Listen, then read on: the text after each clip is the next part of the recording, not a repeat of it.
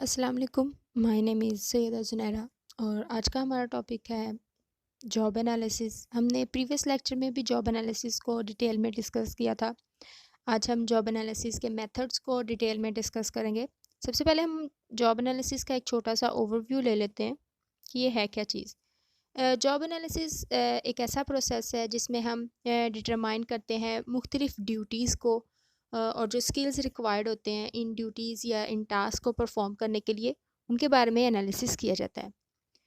Job analysis methods, job को analyse करने के लिए डिफरेंट मेथड्स जो हैं वो यूज़ होते हैं। कुछ ऑर्गेनाइजेशंस जो है वो इंटरव्यू के ज़रिए एनालिसिस करती हैं, कुछ जो है वो क्वेश्चनियर के थ्रू और कुछ ऑब्जर्वेशंस के थ्रू। सबसे पहले हमारे पास जो आता है वो है इंटरव्यू। इंटरव्यू की हेल्प से हम डाटा को कलेक्ट करते हैं। इंटरव्यू की 3 टाइप्स होती हैं, यानी कि 3 तरह से हम इंटरव्यू जो है वो ले सकते हैं।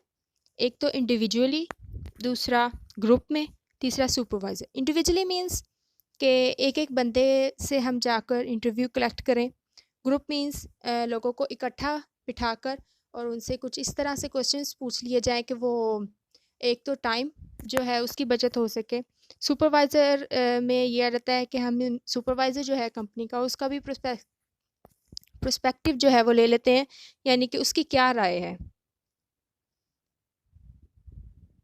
नेक्स्ट हमारे पास है क्वेश्चनियर। क्वेश्चनियर हम 2 तरह से ले सकते हैं, एक स्ट्रक्चर और दूसरा अनस्ट्रक्चर्ड। मीन्स स्ट्रक्चर मीन्स कि इसमें रिटन फॉर्म में क्वेश्चंस होते हैं, यानी कि हम एक पेपर के ऊपर क्वेश्चन सारे लिख लेते हैं और उनको प्रिंट करवा के लोगों को डिवाइड कर देते हैं ताकि वो अपनी राय जो है वो दे सकें। ये बहुत ही क्विक और एक एफिशिएंट मेथड है, लेकिन ये थोड़ा सा कॉस्टली होता है क्योंकि इस पे प्रिंटिंग की कॉस्ट जो है उसका ख़र्चा आ जाता होता है।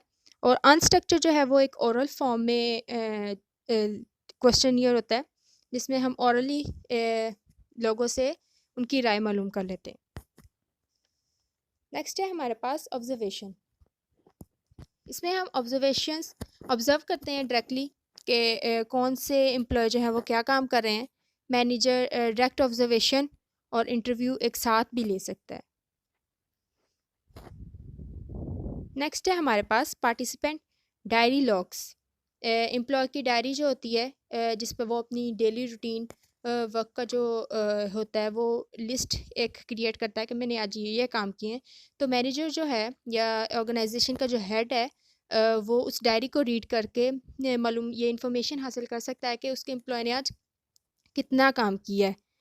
लेकिन सम टाइम ऐसा होता है कि एम्प्लॉय जो हैं वो ये कोशिश करते हैं कि एग्जैजरेट करें, मींस के वो डायरी के ऊपर वो काम भी लिख देते हैं जो उन्होंने एक्चुअली में परफॉर्म नहीं किया होता। तो इस तरह से एग्जैजरेशन जो है वो आ सकती है। नेक्स्ट है हमारे पास क्वांटिटेटिव जॉब एनालिसिस टेक्निक्स। पहली है पोजीशन एनालिसिस टेक्निक्स। इसमें क्या होता है कि आप डिफरेंट तरह से क्वांटिटेबल जो डाटा होता है उसको कलेक्ट कर सकते हैं। Second, having decisions making, communication, social responsibilities. Third, performing skills, activities, being physical activities और operating vehicle employs, processing employs. यानी कि ये ऐसा प्रोसेस है जिसमें लोगों को चेक किया जाता है, उनको रेट किया जाता है, उनकी क्लासिफाई किया जाता है, उनको कंपेयर किया जाता है। ठीक है। नेक्स्ट हमारे पास है function analysis. Rates the job on data, यानी कि जो डाटा हमने कलेक्ट किया हुआ है उनको रेट किया जाता है। Identifies the performance standard and training required, और जो परफॉर्मेंस के जो स्टैंडर्ड्स हैं और जो ट्रेनिंग जो है जो रिक्वायर्ड है उसको आइडेंटिफाई किया जाता है। नेक्स्ट हमारे पास है using multiple source of information.